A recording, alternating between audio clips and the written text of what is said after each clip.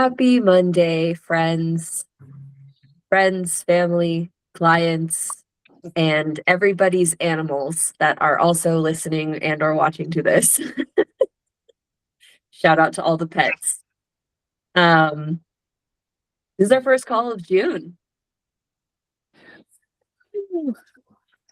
The year is halfway over already. Well, maybe one more week and we'll call it halfway over because it's still the beginning of June. But today we have a good call for you. Our title is Protein Explained.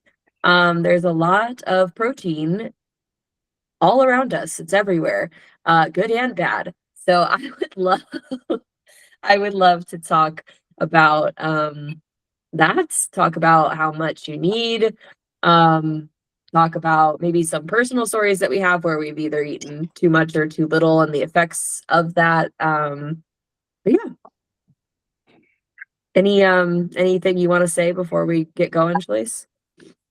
Not yet. I'll wait until you start rolling and then I'll chime in. Dokie. Sounds good. So in case you guys did not know, it is in fact 2026. And in the year of 2026, we all know that we need to be eating enough protein, but still lots of people are not doing that consistently, or they're struggling with knowing how to get enough each day. Some people are eating way more protein than they need and missing out on delicious carbs and fats. So first, I'd like to just super high level, maybe moderate level, depending on how detailed we get here. I want to tell you why you should care about your protein intake and getting an adequate amount.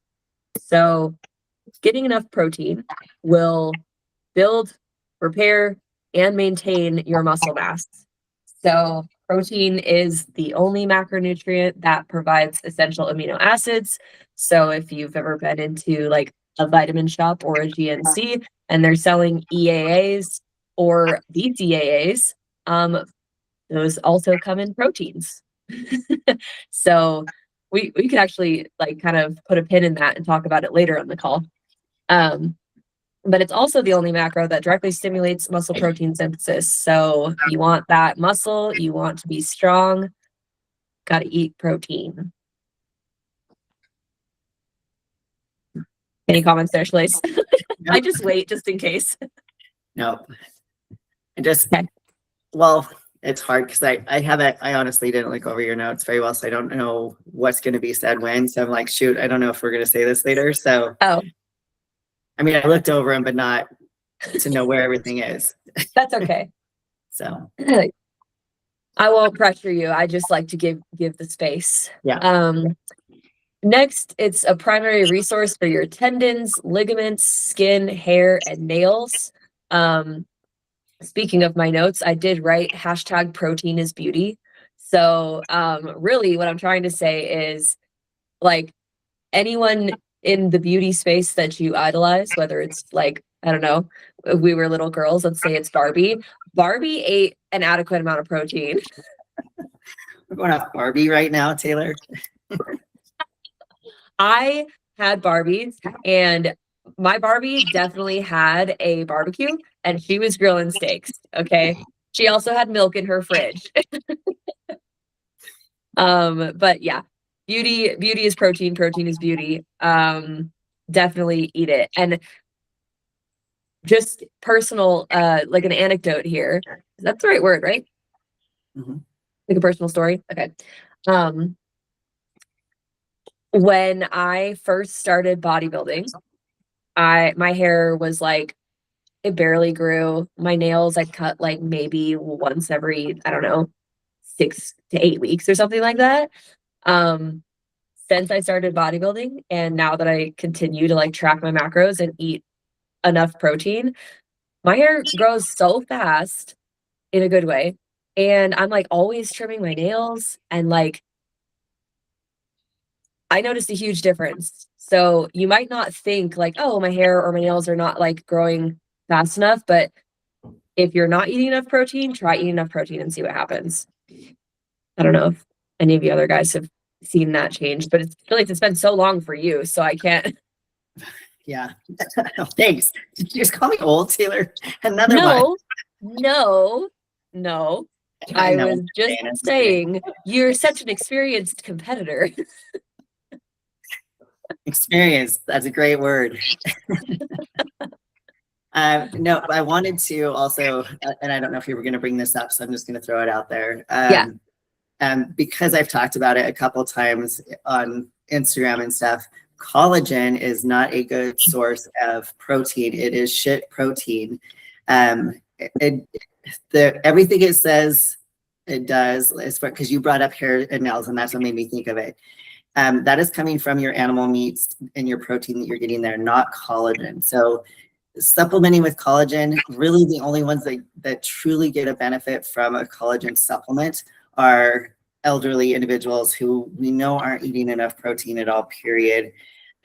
So save your money on collagen proteins and just eat real meat or real protein. I mean, it doesn't even have to be from meat. It could be, Greek yogurt, cottage cheese, all those things too. So yeah.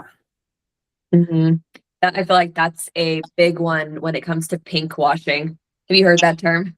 No. You know how there's like greenwashing where companies will try to look. Okay. So greenwashing is when companies will change their packaging to look eco-friendly, but they don't actually change the solution, or the solution is still like not good.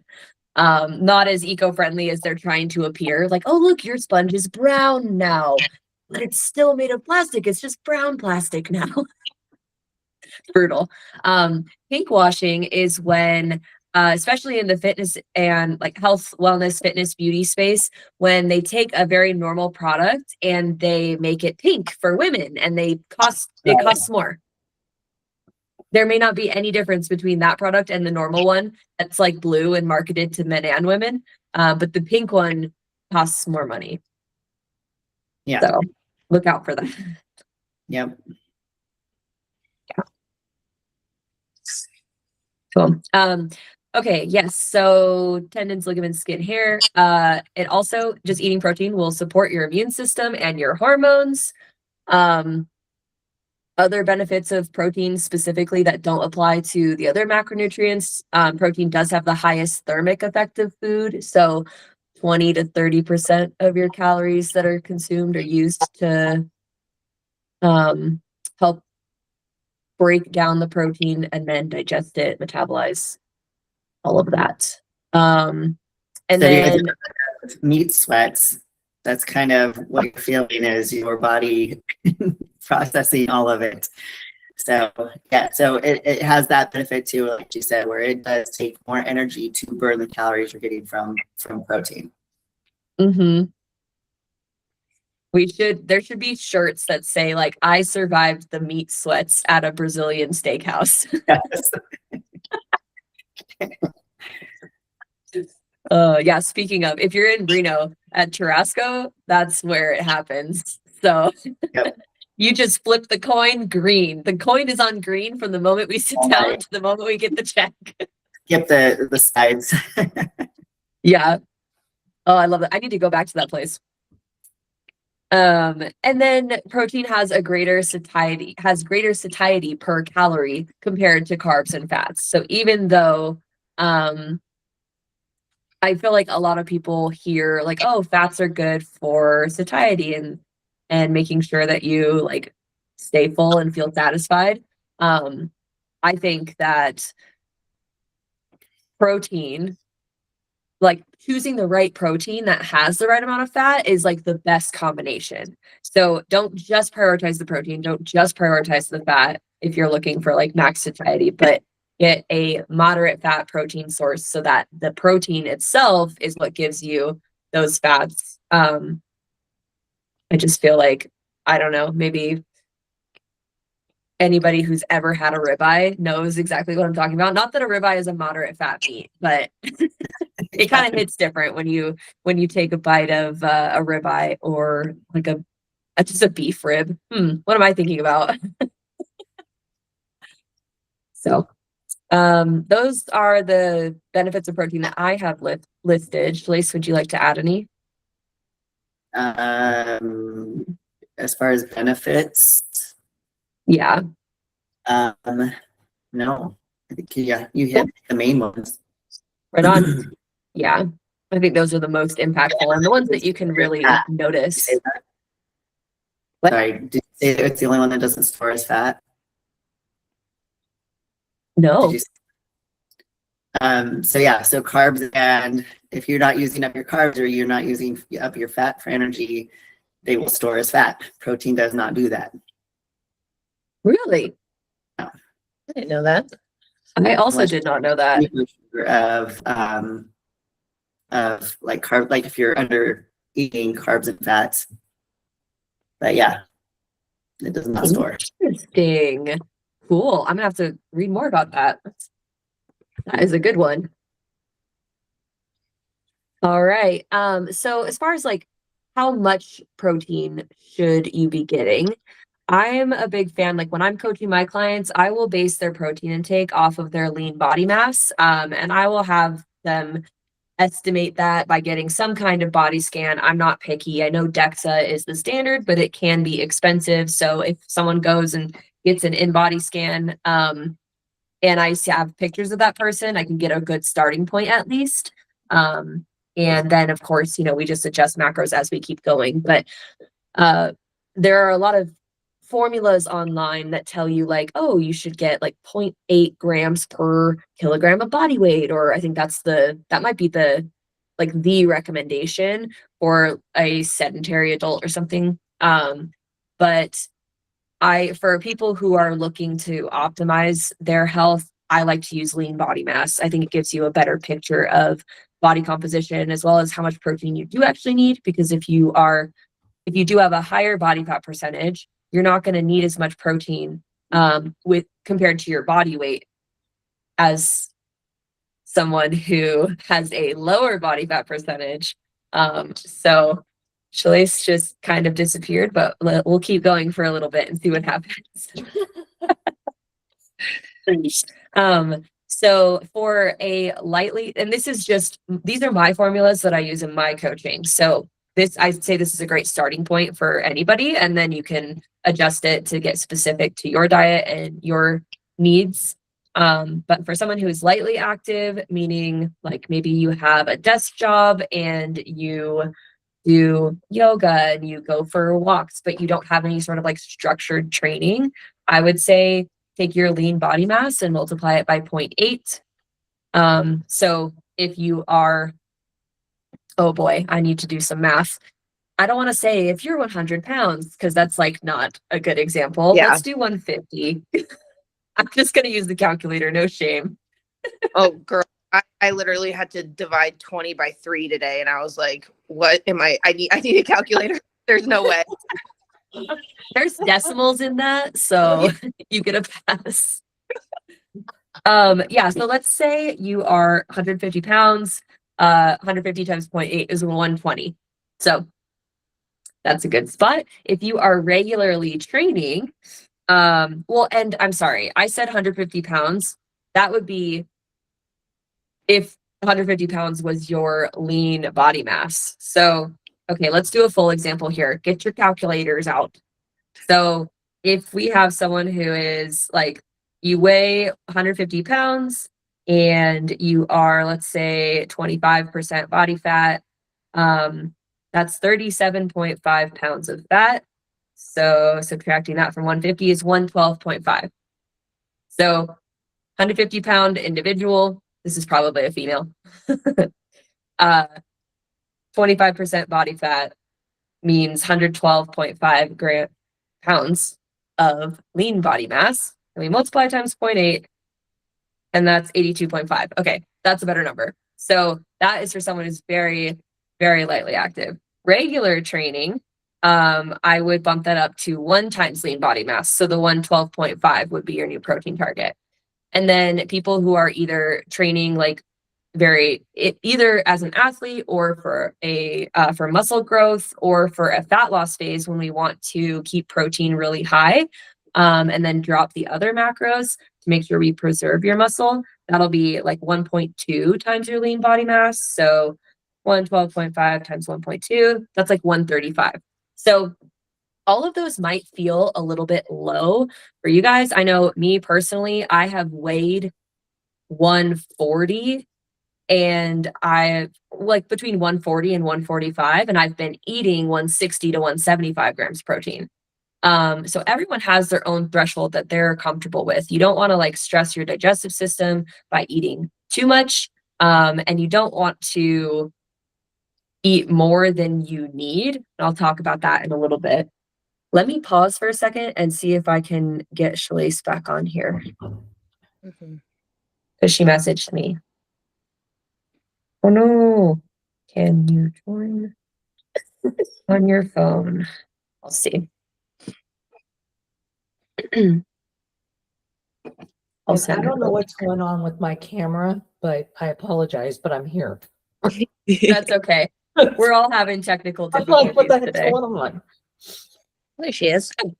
Hey, Sorry. welcome back. No worries. Okay, so I just went over an example. We got our calculators out and I went through saying if you are lightly active, regularly training, or you're doing intense training, or you're in a fat loss phase, what multiplier you would use with your lean body mass, and kind of how to do that. And so I was mentioning that, for me personally, even though those numbers that I calculated, those may seem pretty low to a lot of people based on what they have eaten in the past. And I shared, I've been like 145 pounds and I've been eating like 150 to 170 grams of protein before. And it just depends. Like there were times where I felt like eating more protein actually helped me stay fuller longer and helped my energy stay more consistent throughout the day. And then there were times where I backed off of protein and I didn't notice a difference, or I felt better because I was able to eat more carbs. So I've been in, oh, is that you? Yeah. Crazy. How much protein were you eating? Well, before really I was working with Shalise, I was eating probably, I can eat meat. Like I have no issue hitting protein at all. So I tell people now, like my dad's so funny. He's like, there's meat. You can have, there's tons of meat here. And I'm like, actually, I need the carbs, Dad. Like where's the fruit? Where else? Anyway, I was probably like 165 and I was 140, like weighing 140. And you talk about, doing the math with lean body mass, but now I'm 130, 133, fluctuate with that. And now I'm eating 125, but I'm like double, almost triple the carbs of it. And I feel so much better. I feel great on it. Yeah. And again, I have no problem eating protein, but it was more of a digestive issue too for me. Anyways, yeah, I just thought that's super interesting because I did feel a lot better because I thought protein was going to be the one, like satiation, all that stuff, and it's so much more than that. It's awesome. Yeah. So to continue our example here, in the example we used, Shalise, I did 150-pound individual, 25% body fat. So it's 112.5 is the lean body mass.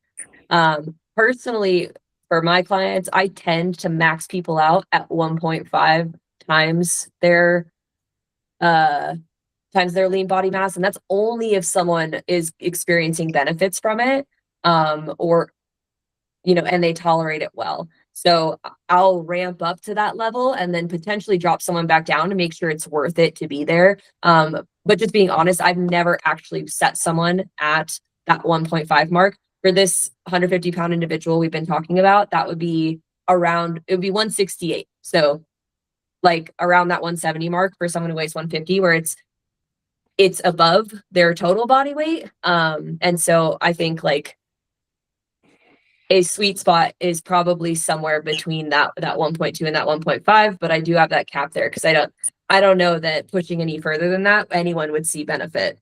Never say never, but probably a safe bet.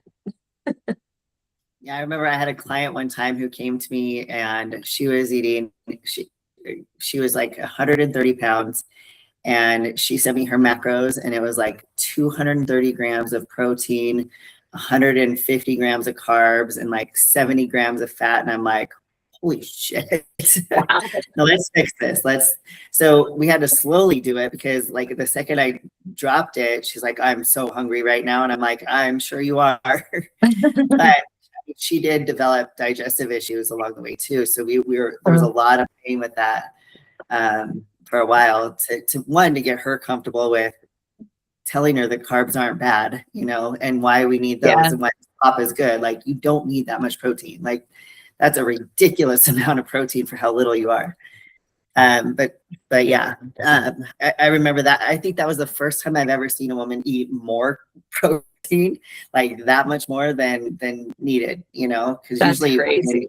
It comes to me, it's like maybe 60, 80 grams of protein. And I'm like, okay, no, let's bump that up a little bit. Let's work on that. I've never seen it the opposite way. And I was just like, holy shit. Yeah, that's actually a great point. You're saying, a lot of people will come to you, especially women, come to you eating like 60 to 80 grams protein. I experience the same thing. And I do have in my notes that basically, now that we've done these calculations, what this means is that if you're a reasonably sized adult, male or female, you better be getting at least 100 grams protein per day, and probably more is how much you should be getting. So excluding my 4'11" girlies that are, really small. Yeah. But hey, someone's going to come in the comments and be like, what? Did you say anything about carbs being protein sparing? And that's why we can bump up the carbs? I have not talked about that. It's all you. So kind of going off what Hannah was saying, how she felt better, and she made that switch. Bringing down your protein allows you to eat a little bit more, obviously, because you're not as full from the protein. And then the carbs that you're eating are protein sparing, meaning that your body's not using, when you provide it with enough carbs, your body's not using anything else to get that energy it needs because it has plenty of carbs. So you're sparing your protein from being used because everything is used. Your carbs are being used for your workouts and daily tasks and stuff. So it's not going to tap into your protein at all. So you can afford to drop down on your protein a little bit because you're eating plenty of carbs. It's not going to tap into protein for energy. So makes sense. Best case scenario, you get enough carbs and enough protein. Yes. And they're best friends. That I would say is a really good segue to like potential downsides to regularly eating too much protein. So that would be one, is that you getting extra protein past what your body needs means that you are not getting other macros like carbs and like fats. So you have less carbs to provide energy. So that's and you said carbs are protein sparing. That's the correct order. Yeah. So higher protein, if you're keeping the same amount of calories, higher protein would potentially mean fewer carbs for training and performance, lower fiber intake as well, because you have fewer carbs. So in a scenario where like it's super extreme, like that example you shared, Shalise, where protein was like in the 200s and carbs were, what were carbs? Like in the 100s? It was in the 100s, like 150, 160, somewhere. Yeah. Yeah. It's like, that's a lot of, she's about to double her carbs. She did. Yeah. Yep. I also put down less enjoyment in meals, like it can burn you out. So unless you're like Hannah and you love your meat and have no problem eating it, I find that a lot of people are like, okay, but could I also just have some rice? Like even to this day, I still sometimes get sad where I'm like, if I make fried rice at home, or if I'm having, like last night I had steak and rice and I measured out my rice and I'm like, dude, I could eat 6 bowls of rice if I really wanted to. I won't, but I could. Sometimes I even get sad about that, but it's good to be balanced. Single tier. And And okay, here's the fun topic I think that we've all been waiting for. Depending on the source of protein that you're eating, it could cause some digestive stress, questionable protein sources that you might not even be getting that much benefit from if you are adding it on and just eating too much protein. So like setting the stage of this scenario, let's say you are someone who incorporates like good whole protein sources, so meat, fish, dairy, eggs, and you're getting enough protein, but from those items, but then you also are like, well, I have to have this protein shake and I'm gonna have this protein bar too. And these protein pancakes look really good. Also, no hate on any of those things, but just time and place. All of those protein sources, if you don't actually need them, just eat the real thing then. If you stop trying to put protein in it, then you can have real pancakes. You can have actual like either granola bars or what, whatever it is. You can eat those things. They don't have to have protein in them. And you can just enjoy them. And the calories will still be the same because carbs and protein have the same amount of calories per gram. So, and usually the stuff that they're putting in those products is shit protein anyway. So you're not even getting a good quality of protein. So that's why it's better to eat everything Taylor just said, meat, fish, dairy, eggs. And all those things can cause GI distress and just tear up your stomach. I remember when I was competing, when I first started, I loved the Quest bars. I absolutely loved them. And I would have one at lunch every single day. I'd still eat my regular lunch, but that was like my little protein extra snack, and every single day I would bloat, be super gassy, just terrible. But of course it wasn't the Quest bars. It could have been the Quest bars. It was everything else I was eating but the Quest bars. You're in denial. Yeah. I finally started going, how come it's always right after lunch? It's always after lunch. No matter what I eat, it's always after lunch. And right back to the Quest bars. And I took those out and I've been fine. I haven't touched a protein bar since. So not very often, at least. But yeah. So be careful because all of them that say high protein, and it's like I said, it's shit protein, and everything else that they add into it is what's going to tear up your stomach. Yeah. Yeah, and I recently, you guys have seen those posts on Instagram where it's someone says there's like a statement, and then in parentheses down below it says derogatory. Okay, they're making the rounds right now. I love them. I think it's super funny. And like kind of they're a little wholesome because it's not actually like that mean, but it's true. Almost like hard truths. So I saw one the other day that was like, you look like you eat protein banana bread. Derogatory. I was like, okay, whoa. First of all, see, I have some protein pancake mix. I love it. But there's also not a bunch of additives in it. And it does taste a little bit like the earth. So there's trade-offs. I like the earth taste.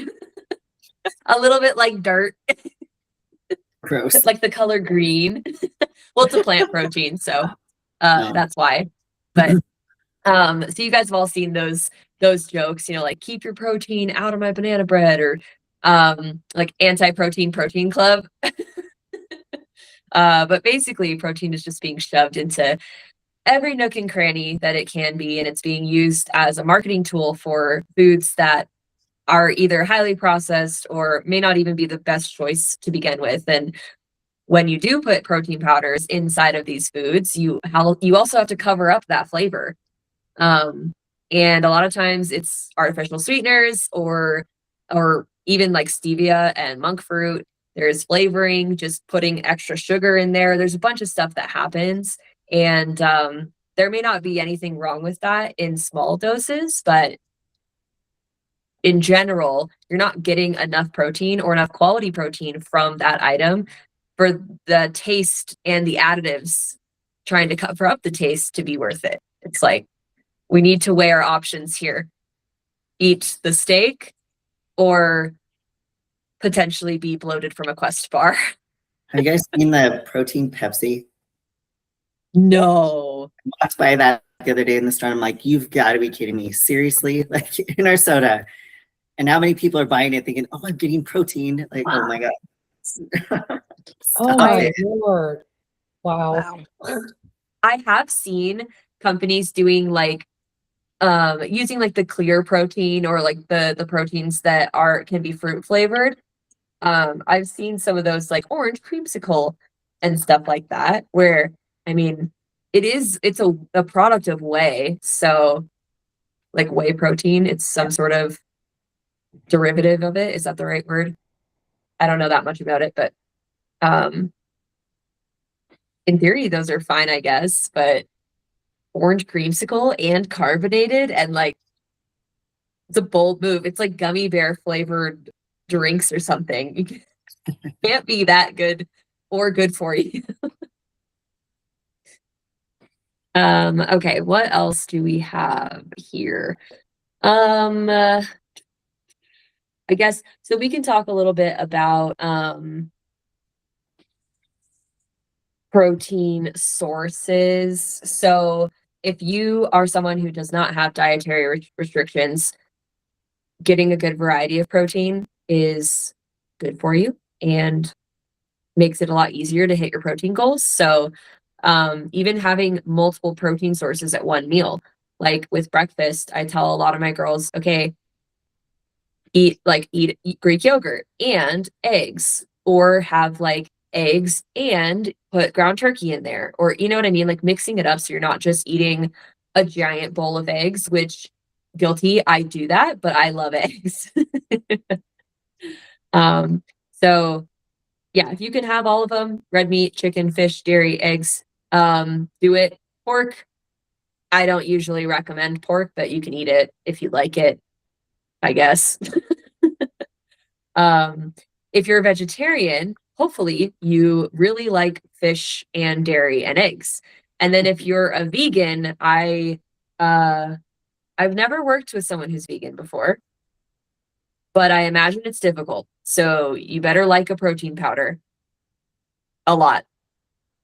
Yeah, it's a lot of that and the like tofu and Yeah. I don't even, it's the one that starts with an S. Seitan.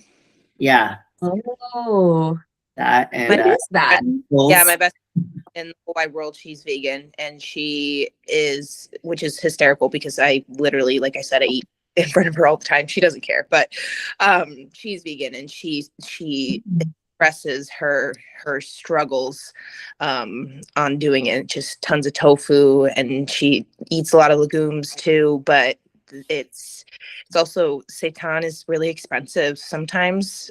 She finds it hard to find really good quality of it.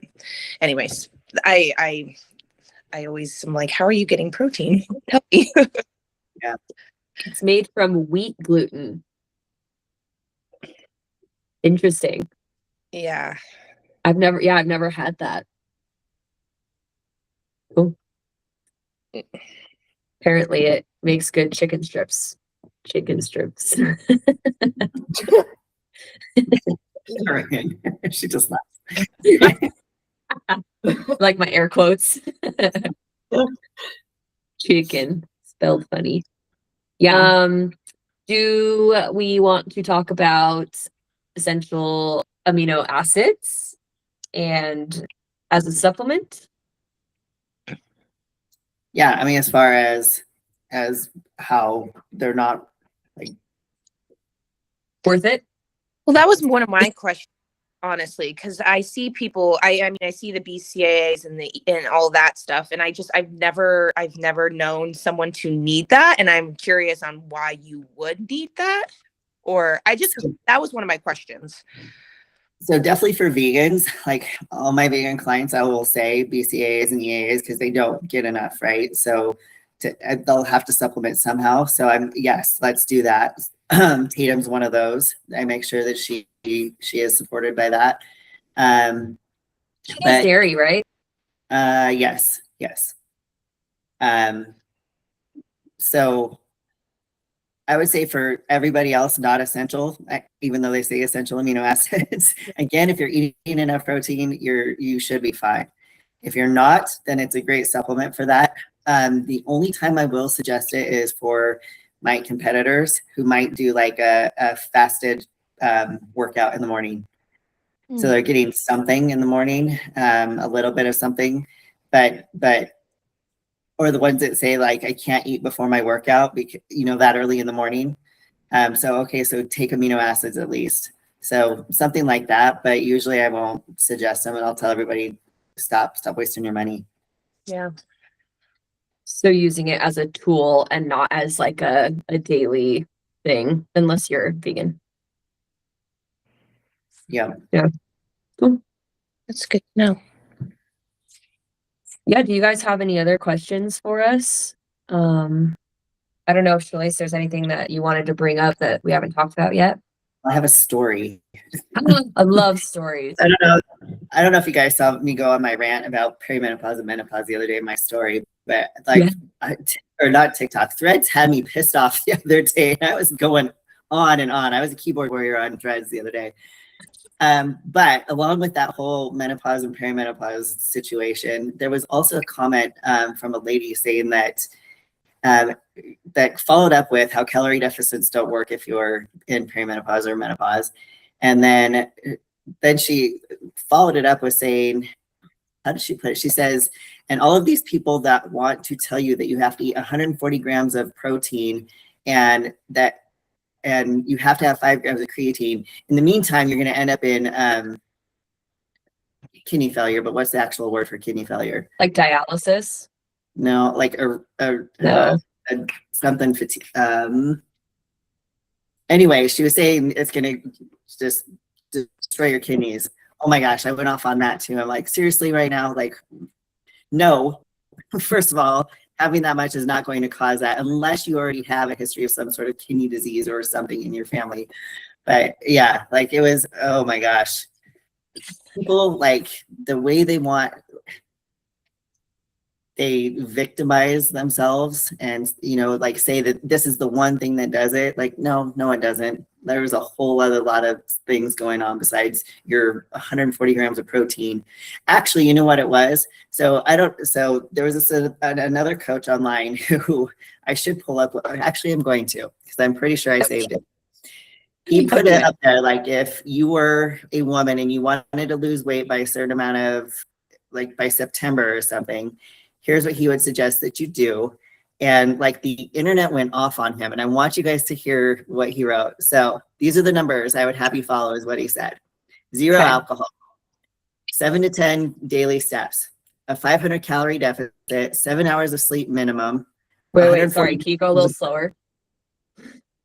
What was after the steps? 500 calorie deficit. Per day. Oh, yeah. So I would say, well, yes. So 500 calorie deficit. So this is if you were trying to lose weight, he said. Okay. Yeah. 7 hours of sleep minimum. All good so far.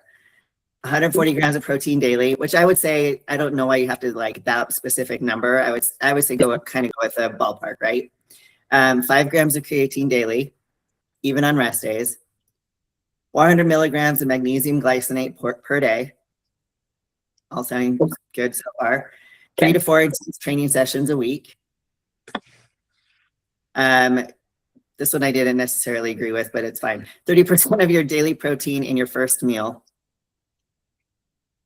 So I'm assuming balanced. Yeah. Yeah. And then 30 minutes direct sunlight at least 3 times per week.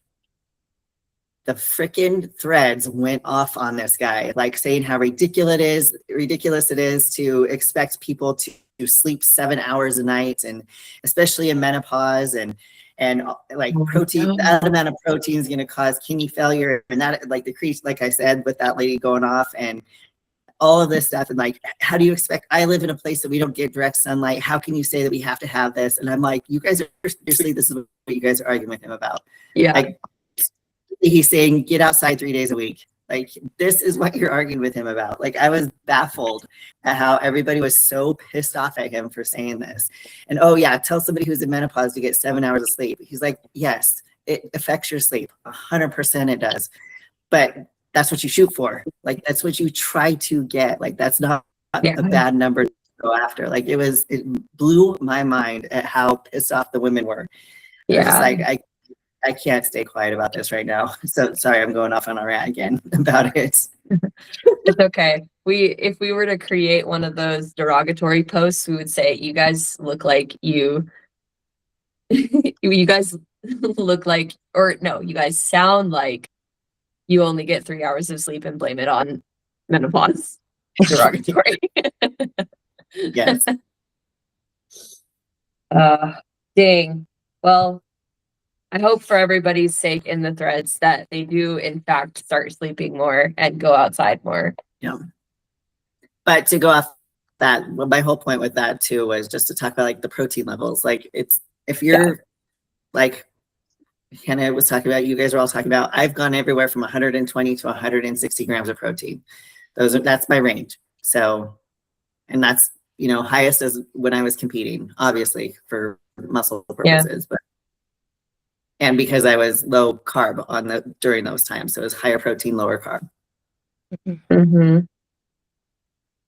Yeah, right now mine is set at 130, which is pretty much like just under my body weight at this point. So it's like, and that's honestly, I have a similar range. I know you gave them like the numbers and everything to calculate what it was. Usually what I do is like, I've been doing this for so long. It's like, okay, you're 140 pounds. I'm going to start you at 125 and see where we go from there. Like that's going to be close, anywhere from 125 to 140, like you don't have to get 140 exactly. It depends on how lean they are and everything else. If we have some body fat to lose, then I know that I kind of go by the number that, like what would be your desired weight at your size? Yeah. That's kind of where I start it from, and then change it based off of that. Yeah. And I've had a client, like I did that where we were kind of low anyways. And she's like, I can't stomach this. And it wasn't even protein. She's just like, I'm just having digestive issues really bad. And I'm like, you know what, let's try it. Let's 10 grams off your protein and see what happens. Just that change and everything was fine after that. Okay, cool. That's crazy. We'll swap that for carbs and all good.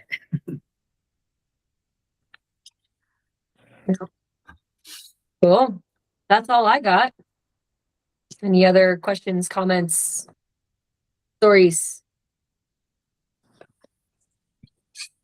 No? Okay. Trying to see if I had anything left in my notes, because I know I had. Oh, did you have anything on there about the anabolic window? No, I didn't, because, and that's actually a really good topic, because there's a lot of info right now, a lot of posts going around talking about either swearing by it or swearing against it or doing something in the middle. Yeah. So everyone's like, oh, I just had a workout. I need to slam the protein shake right away or whatever. Not necessary. As long as you're getting your allotted amount of protein through your daily intake, you're just fine. So there's no anabolic window or anything like that. You're fine. Actually, it's been shown, and a lot of times that like if you come off a heavy leg day and you go to your carb slam protein, not good for your digestion because your body's still kind of reeling from your leg day, and it's under all that stress, and you haven't given it a chance to kind of recover from your leg day, and then slamming that is just going to cause more stress on the digestive system because blood flows everywhere else other than the digestive system. So it's not necessary to do that 30-minute window that they've put out there. It's just if you're going to eat at some point after that, great, get in some protein some point after that, and just meet your daily intake for the day. Mm-hmm. Or like performance athletes, I'm pretty sure that there's like that you replenishing carbs after an intense training session is most important as far as like being able to perform either shortly after or the next day. And this is not like my area of expertise, but I've just heard that. And then also like, I don't know if Shalise, you've looked into this at all, but the natural spike in cortisol from an intense training session. I forget, do you know like what the window of time is for that? Because I would imagine if you're eating during that time, that would also affect, because that could potentially affect like your insulin sensitivity or like your blood sugar. So that is getting really super granular. Like this isn't something you need to worry about if you're just trying to be healthy, but it's kind of cool knowing those things and thinking about like, oh, if I did just train, this is how my body is going to naturally respond. How do I feed it the most efficiently and in the best way? I should look that up for later and we can post. Yeah, I was just saying, now I'm interested now that you said that. Yeah. Yeah, because it is like timing it, and it's within a certain window, yes, to replenish your glycogen stores and everything like that, but then also making sure that your body is in a good position to be able to digest it and not have some weird impact on your blood sugar because of eating too close to training. So, yep. Okay, food for thought. Haha, unintended. Great. Well, that's all we have for you guys today. If you have any questions about protein or anything we talked about or any comments, feel free to leave them, because this is on Can YouTube. I say one last thing? Yeah. So I know this whole thing was about protein, but if you are increasing your protein, please make sure you're also increasing your fiber. Get your fiber in. So, you know, whatever it is, if you're female, 25 to 35 grams is a really good range. Men, you can do a little bit more. That is going to help you shit. And if you are, especially if you're increasing your protein, so get in your fruits and vegetables too, and your whole grains. Gut health is important. Otherwise, your protein doesn't matter because your gut, it's just sitting there. Yeah. Okay. If you guys would like to hear more from us, I am on Instagram. My handle is TaylorCE at TAYLORCE. And I am at Shalace_IFBB Pro. Shalace is SHELACE. And then we have our Team Iron and Lace page at team_iron_and_lace. Right on. That's great. Hannah's representing. Yeah. All right. Thanks, guys. We'll talk to you in a week. Thanks, ladies, for Thank you. helping us out. Have a good night. You too. Thanks.